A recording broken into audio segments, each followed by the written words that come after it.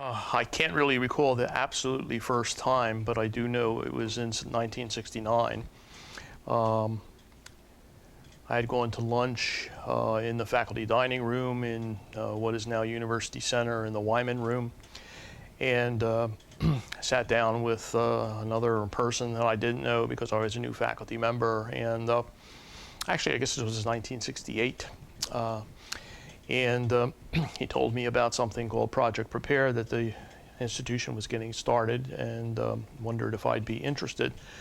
After we talked and I indicated what I taught and what I had done, and I said yes. And from there, the next step was to join the program, become a member of the advisory board, and interact with Dr. Cavin. So it was some 42 years, I guess, we were together. I think you can say he was Project Prepare.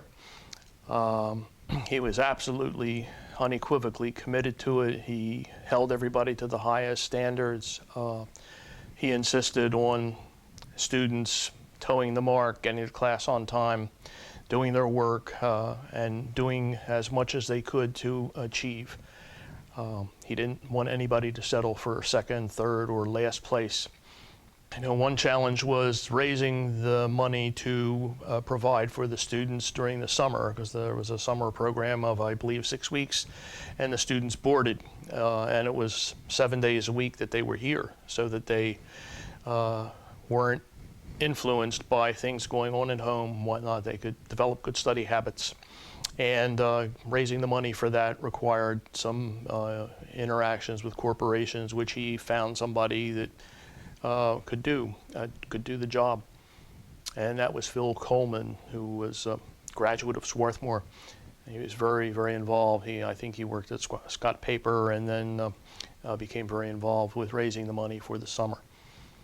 And to get back to your question about the integration, one of our students was elected class president in 1969, 1970, and I have a vivid recollection of him because he and the freshmen took over a dorm. That was the time of occupation by students and whatnot, and I received a call at home because I had been elected freshman class advisor. I got a call from the president, and that was unsettling. And then he said, "I'm not going to negotiate with a gun held to my head." He said, "I want you to get those students out of there." I said, "Me?" So I went, and I was allowed in, and I talked, and we got the dorm cleared, and promised to arrange a meeting with the president later, but not as a condition of leaving the dorm. So I'm sure Dr. Cavin had similar experiences, because students are students and administration is administration. I guess perhaps the spirit came out most during the play that we used to produce every year as part of Project Prepare. The very first class produced a play, and I believe it was The Emperor Jones. I was not in that, but I was on the advisory board at the time. And the play later involved not only students but faculty. And seeing Dr. Cavin on stage, sweating with everybody else, learning lines, and being chastised by the director, and his reaction to that, I think, said much to the students. The fact that he was able to be like them, but yet still be in charge, showed them something that they had never seen before in somebody that had been an authority figure. There was more of a camaraderie, but he made it clear that that didn't mean that anybody was going to get special treatment, the camaraderie was, he got along with the students, he talked with them, his door was always open for them to come in and speak with him. But he always supported his staff, and he supported the students until he found that they weren't doing their job, and then he said, you have to leave. And he was firm about that, and that set the tone for the other students when they, all got along together with him, and he was able to tell somebody that had gotten along with him pretty well goodbye because of maybe not academics, but maybe something happened in the dorm, and you violated the dorm rule, and that was it. Rules were rules. Well, he saw he wasn't the genesis of the idea, but he saw it as a way to bring students who had been educationally disadvantaged because they were viewed as being urban, as being, poor, and therefore not capable of doing high academic work. And he came from the projects in Chester, which are now gone. They're under the Commodore Barry Bridge. Child of a single parent, and so he came up the hard way, but he was able to make it because of a variety of things that happened, and he wanted to try to make it easier for other students to follow him, still holding true to the guidelines, but he wanted to give them a helping hand, as some people had given him a helping hand and got him started. And a formal program seemed a really, really good way to do it. With me, he talked with me quite a lot because we were close friends. Our families were together. I'm the godfather of one of his sons, and we got together fairly frequently. We talked about his upbringing. We talked about his work during college. He talked about some of his college courses and experiences that he had. So yeah, I knew him more than as a professional, and even as a friend. He shared things with me that I think many people do not know, and that I'll keep my confidence about. I guess I could give the analogy that he was throwing life preservers and life rafts out to students who would otherwise drown, and he gave every kind of possible support to them, and it was on them to kick it aside and say no, they weren't going to do it. They couldn't use as an excuse that, well, if they only had this or they only had this or what, they'd be able to make it. They had everything for them: tutoring, counseling, etc. And there was nothing in their way. Oh, there were a number of students. I don't know whether I should mention their names at this point. Like I mentioned Brent Staples, who is now an editor in the New York Times, graduated from here, I think, as a psychology major, and went on to the University of Chicago. A couple of other students, one who's an MD practicing in California. He was just very, very proud to see that not only did the students get out of college, but they were able to make their mark on the world. And he also felt that even if a student failed out or didn't toe the mark, or he had to throw them out, maybe we didn't get to them. And he always spoke as we, he never said I. Maybe we didn't get to them, but they'll get to their children. Okay, our effect will have a long-reaching grasp.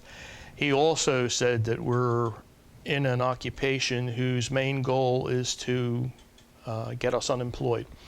He wanted to see the educational system in the United States change in such a way that something like Project Prepare wouldn't be needed for anybody, no matter how poor they were or what background they came from. So a number of students slipped away, didn't make it, and he took it very personally, even though he knew it was the students' issue. Things happened in the students' background. Sometimes, despite everything that was here, they couldn't make it. And each student who didn't make it affected him very, very deeply. He saw the Act 101 program come into being, modeled on what was happening here. And the state of Pennsylvania has supported that program since that time. That was about 1970, 71, I believe. And then programs at the federal level also developed as outgrowths of his efforts and our efforts and other people's efforts. So I think there was no doubt in my mind that he felt we had an impact. He always felt that you could go further, you could do more. He was never satisfied with where he was. He was never satisfied with where the students were. He thought you could give that extra ounce. He was very firm And I don't think he came across as a taskmaster. He came across as someone who had a deep belief in what he wanted to do and what he was trying to do. And he just would not tolerate anybody who sort of stood in the way of that. So if you were a staff member or whatever, he held you to the highest standards too, because if you weren't to class on time, if you didn't prepare for your class well, if you were a counselor and you didn't meet your appointment, you set a bad example for the students. And therefore, I think you got one talking to, and if it needed another talking to, that was the last one. And again, that set the tone for everybody else. It wasn't unreasonable, be on time, get prepared, do your work. Those are reasonable expectations. There are students here who just are absolutely, well, there are alumni who are absolutely enamored of him and just treasure their memories here. I ran into a number of them at his funeral, and they just have so many good memories because they wouldn't be where they are if Project Prepare hadn't been around. And they had the ability, they had the desire, they just didn't have the mechanics to get them where they are. And given all the tools, they picked them up and worked with them. And without Dr. Cavin's manipulation of the program, that wouldn't have happened. I know he played a role in the development of myself as an educator. He was very interested in curriculum and what it could do and how it could challenge students. Even though I never had an education course, I sort of informally did by speaking with him. We had many long conversations during a year or two when we served on the Governor's Council for Exceptional Citizens in the state of Delaware. He and I were both appointed to that by the governor. And we saw very often how petty some people could be. They wanted to have everything done for their particular disability, but they didn't have insight into other people. And if one of the most staggering things, I won't mention the group, but one group that had been very, very active and had a lot of things done to make their lives easier, would not help others because they had to do it on their own, so you do it on your own. And that was counter to Dr. Cavin's philosophy. Cav believed, I did it on my own, but nobody does it on their own. You have help and assistance, and so let's give assistance, and if students can't make it with assistance, then, well, they can't make it no matter how much you try. So that was his philosophy. And we had many, many conversations about the attitudes of people, about being selfish and political machinations, because being involved with government agencies and legislatures, it was an eye-opener for me, how legislators work among themselves in areas where you just don't see in the newspaper or on the news. I got a real awakening when I saw how things happened under the table or behind closed doors and whatnot. His door was always open, as I say. He one funny anecdote that I will share is he had an evening course in education, and his class met Wednesday evenings. The university was open Wednesday before Thanksgiving, and his class was the only class being held. And he said, my students, Ted, were grumbling and moaning. He says, you're paying a lot of money for this education. For me not to be here when the university's in session and you're supposed to have class would be a waste of your time and money.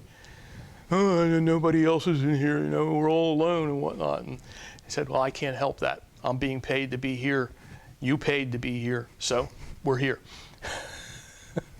It was part of his military training. He served in the Navy, and you were expected to be on time. You were expected to be dressed. You were expected to keep your place neat. He learned a lot of discipline there. and he learned how it paid off. And he wasn't totally militaristic in his approach, but that carried over into his approach to education. You know, his class started at 8 o'clock, then it started at 8 o'clock, and it ended at 10 of 10, it ended at 10 of 10. He would stay longer, but you know, he wouldn't cut things short, and he wouldn't start late. I never got that impression that it was duty, that he had to help other people. This was a calling, this was a vocation that he had, and he felt obligated to that vocation, but he didn't feel it was, you know, a duty in the harshest sense, that it was he felt it was his duty to give of himself so that the lives of other people could be better. He shared stories with me about people who were his classmates or whatever, and who tried to get away with this or tried to get away with that or whatever, and just appalled him to see that sometimes they would stab somebody else in the back in order to try to move ahead. He saw, you know, that as repugnant, and was not in his personality at all. We're here to help others, and it wasn't to help them in a way that didn't allow them to help themselves. You had to give them the tools, you had to give them the encouragement, and they had to use what they had in order to achieve. And he believed that just about everybody had the ability to achieve, and not just to survive, but to achieve academically at the highest levels. And he made no bones about telling students that. I know you can do it, it's only you that hold yourself back. And that was basically his axiom.